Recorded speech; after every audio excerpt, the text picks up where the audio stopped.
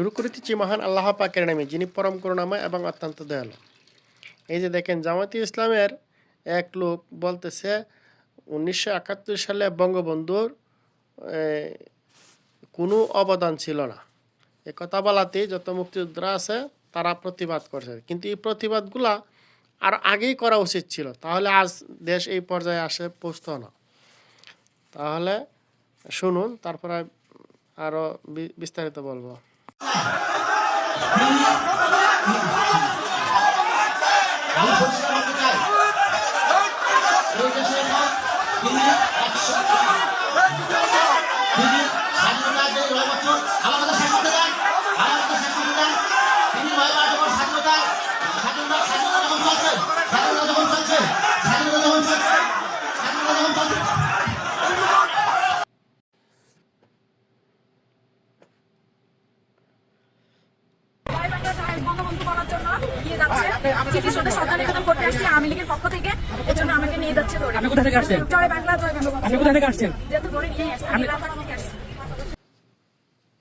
এখানে দেখেন, এক বোন আসছে এই স্মৃতিসৌধে শ্রদ্ধা জানাতে, আর উনি জয় বাংলা স্লোগান দেওয়াতে তাকে পুলিশে ধরে নিয়ে যাচ্ছে।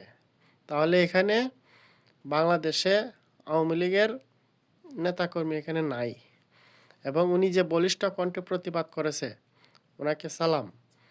কারণ এই দিন তো আর থাকবে না। বর্তমানে সরকারও এই তত্ত্বাবধায়ক সরকারের ইউনূসের পথ ধরেই চলছে। তবে এই যে 1/11 সময় যে খালেদ মাসুদ যে তারেক জিয়াকে মায়েরে কোমর ভেঙে দিয়েছে, তাকে যখন এখন গ্রেপ্তার করতে পারছে, 19 বছর পরে বা 38 বছর পরেও আওয়ামী লীগ ক্ষমতাতে এসে আবার এই ওয়াকারকে দিতে পারবে, ডিম থেরাপিও দিতে পারবে।